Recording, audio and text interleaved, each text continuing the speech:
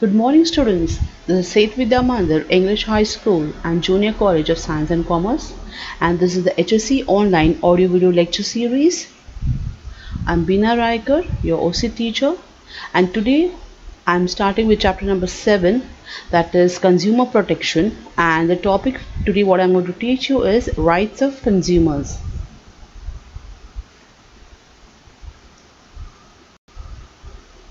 Students, the word consumer is a derivative, or you can say it is derived from the Latin word consumere, which means to eat or to drink. The consumer is one who consumes or uses any commodity or services available from natural resources or through a market. A consumer means any person who buys any goods, hires any service or services for a consideration which has been paid or promised, or partly paid or partly promised, or under any system of deferred payments. We are all consumers when we use any commodity like food grains, milk, etc., services like bank, railway, post office, hospitals, etc. So students, we all are consumers. Right from morning, from your toothpaste to a toothbrush, we are consumers. We are consuming the toothpaste. We are using the toothbrush. Similarly, all the facilities, your mobile, your electricity, your water supply, all these are services provided by the government, right? And so we are, say, called as we are consumers. Why? Because we consume things. We may buy them, or we may hire them, or we may use them for a deferred payment, that is we make the payment in future, that is called as deferred payments. Now students, World Consumer Day is right. Okay, that is your World Consumer Rights Day. It was on 15th March 1962. Okay, the President of United States, that is JF Kennedy, okay, he declared that consumers should get certain rights, and therefore every year on 15th March this day is celebrated as World Consumer Rights Day. Okay, and it rights are part of, are integral part of the day-to-day life of any consumer. Okay, and why these rights are there, students? Because consumers should not be cheated by the salesmen, they should not be exploited by the manufacturers and the shopkeepers. That is the reason consumers should be aware of their rights, and that is the reason 15th March every year is celebrated as World Consumer Rights Day. Now students, the rights of consumers. Okay, why we should have rights? Because we utilize, we use, we hire services, we use commodities. Okay, we should not be exploited. That is the reason consumers have to fight for their rights and put pressure on business manufacturers, traders, for safety of the goods, safety of their rights, how they're going to use the products, then the information about the products, after sales service. If we have any complaints against the product, then we should have a place where we go and complain, and somebody should be there to listen to our complaints. So all these are rights, students, rights of consumers. Now there are many rights. Okay, right to safety, then you have right to information, right to choose, right to be heard, right to consumer education, right to represent, right to redress, right to healthy environment, right to protect from unfair business practices, and right from spurious goods. Okay students, so there are totally so many rights. Okay, so there are, if you count, it is, there are 9 rights of the consumers. Now I'll explain to you each one of these. We'll start from the right to safety. So what is right to safety and why we should have this right? It is one of the basic rights of consumers. Okay students, it protects the consumers from the marketing of those goods and services which are hazardous to the property and life of consumers. In other words, traders should ensure that the goods which are sold, okay, will not harm or damage life and property of the consumer. If the goods are of hazardous nature, then clear instructions should be given as to how to use the products and also the risk involved in such products. Okay, there should be safety in relations of medicines, electrical appliances, food, etc. Even in case of ordinary goods, care should be taken. That is, for example, say a chemist should not sell the medicines after its expiry date. Correct? Because after an expiry date, if we consume the medicines, we are going to die. So, chemist should not sell such medicines. Similarly, a hotel owner should not serve stale food to its customers. Correct? Because if we eat stale food, there are effects of having stale food. You may have food poisoning. Okay, so that is the reason this it is right to safety. The government of India has given safety standards, okay, in the form of egg mark, then ISI, BIS, BIS, hallmark, etc. Fine. So these marks should be there on the products, and while purchasing any product, students, you should learn to see whether if these marks are there or no. If these marks are not, they should not purchase those products. Now we'll go to the second one. The second one is right to information. Now, according to this right, students, consumers should get correct information about the price, quality, purity, then the quantity, then the ingredients, then the price, a name of manufacturer, then what contents are used, then the batch number, the date of manufacturer and the expiry date also. Then there should be a manual, the safety instructions if it is an appliance. Okay, we always see a manual, right, when we are going for electrical appliances. So that should be there. Why? Because it's our right to know the information about the product. Similarly, students, when we take some food, okay, packaged food, for example, say a pav bhaji masala or any other masala, if you see your mummy cook in the kitchen, okay, you have those boxes, Everest masala and others. You see ingredients are being typed over there. Then you see the date of manufacture over there. You see the place where that thing has been product has been manufactured. Okay, so all these things are a must, so that when you turn the packet up, you see all the information.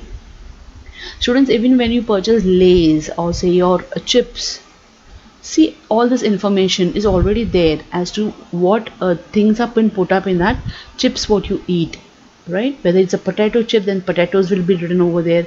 Suppose it is cornflakes, then corn will be written over there. So this is our right to information. We should know what we're eating or what we are using. Okay, the third one is right to choose. Now see the pictures, I have given so many pictures over there. Okay, these are many products. Okay, we have huge wide variety of products. Okay, so no seller can compel that we are going, you have to purchase this product only or this brand only. We have a full right to choose whichever brand we want, whichever ketchup we want. Or suppose you're purchasing TV, there are so many brands, so it depends on us as to which TV we want to purchase, or which fridge we want to purchase, or which cold drink we are going to drink, or which hair oil we are going to use. Okay, so according to this right, the consumer should be given full freedom to select any article, okay, anything as per his requirement, his liking and his purchasing capacity. The next one is right to be heard. Heard means listen, and what is to be listened is the consumer's grievances. If any product is not proper, then we need to complain. And if we have to complain, where do we go? So that is the reason we have forums. We have commissions that, okay, at the district level, at the state level, as well as the national level. Consumers also can give suggestions to manufacturers or traders, okay, on matters of quality, quantity, then the packing, the price. Okay, similarly, consumers can file online complaints. Nowadays, we can file online complaints, students. Okay, there are portals over there, and mobile applications are there. You can easily file a complaint over there. See, in the small box I have put over there how to file a complaint. Okay, there are steps how we can complain against any producer. Next one, the fifth one is right to consumer education. Now, why consumer education is a must, students? That is, some consumers are not aware. Okay, that is, they don't know about their rights, the market practices. Okay, and the remedies that are available to them, the solutions that they are available to them. So, what happens is this knowledge creates awareness among consumers. Okay, an aware consumer can make rational choice of goods and services and protect his rights and interest. Then what happens is we have NGOs, right, non-government organizations, who play a very vital role in this. That is, for example, this Jago Grahak Jago. Okay, this campaign was there to enlighten the consumers or make the consumers aware that you can complain against any shopkeeper, against any manufacturer, and these organizations will help you get justice. So that is the reason consumer education is a must, and it is our right to have education. The next one, the sixth one, is right to represent. As I said, this act is an opportunity, okay, to individuals or consumer groups to represent consumers' interest before forum, before commission. So you have a state forum, you have a district forum, then you have a state forum, and then you have a national forum. Okay, and it provides a consumer's right to represent himself. Okay, he can file a complaint and he can represent himself, and though he's not a professional advocate, but he can go and say that this consumer, this manufacturer or this businessman has exploited him, or these products are not proper. He can represent himself in this court. The next one, the seventh one, is right to redress. Okay, only filing of complaints is not enough, right, to give justice. So the right implies fair settlement of claims. Okay, now the consumers demand, that is to repair or replacement or compensation for defective products and for poor services. Okay, that is, suppose the product is not good, so the consumer has a right either to replace it or make the repair it, replace it, or the consumer has even a right to tell the manufacturer that take your product back and give me my money back. Okay, and I said there are three tier judiciary consumer dispute redressal machinery, that is district commission at district level, state commission at state level, national commission at national level. So these are called as the three tier judicial consumer dispute redressal machinery. The next one, eighth one, is right to healthy environment. Okay, it means what? That a manufacturer should take care of environment also. Okay, whereas consumers can demand action against pollution causing business organizations.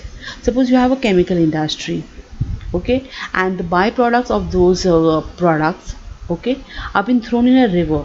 The river gets contaminated. Fine. The consumer have a right to file a case against the producer, saying that he is contaminating the river and we are drinking water from that river. So how can we have that dirty water? So it is the right of the consumer to have a healthy and clean environment.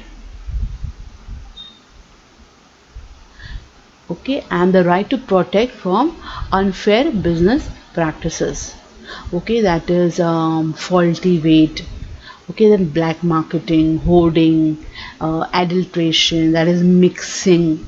You find some small stones in the dal, or when your mummy is cooking, she starts throwing out small cubicles of stones which are there in the dal or which are there in the rice. That is called as adulteration, mixing up of things, and so the weight is more, and actually you pay more and you get less quantity. Okay, so this is a right to protect from unfair business practices. Here I have given you, see, the photograph is of, specially when we go to see a movie, the ticket is just 230, whereas for popcorn you're having 430. So they are, it's profiting, right? They are asking you more money. So that is wrong. This is unfair trade practices. And then one is right against spurious goods, goods which are not good for your health, which are hazardous to your health, okay, and where they pose a danger to your life. Such goods should be banned. A consumer can file a case against them, okay, saying that see, liquor cannot be sold without a license. Similarly, you cannot have a person selling cigarettes near a school, so that is wrong, right? So you can, it is our right to file a complaints against such sellers, such shopkeepers. Okay, this I had just put up the complete procedure, that is consumer complaints. Step 1, 2, 3, 4. How we are doing it, that is get your complaint drafted, then attach relevant documents, then pay requisite court fees, submit an affidavit, and you can easily complain against whomever you want to.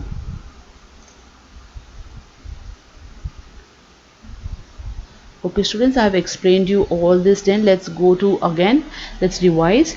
Right to safety, right to information, right to choose, right to be heard, right to consumer education, right to represent, right to redress, right to healthy environment, right to protect from unfair business practices, right against spurious goods. This is a very important answer, and you have to learn all these 10 points.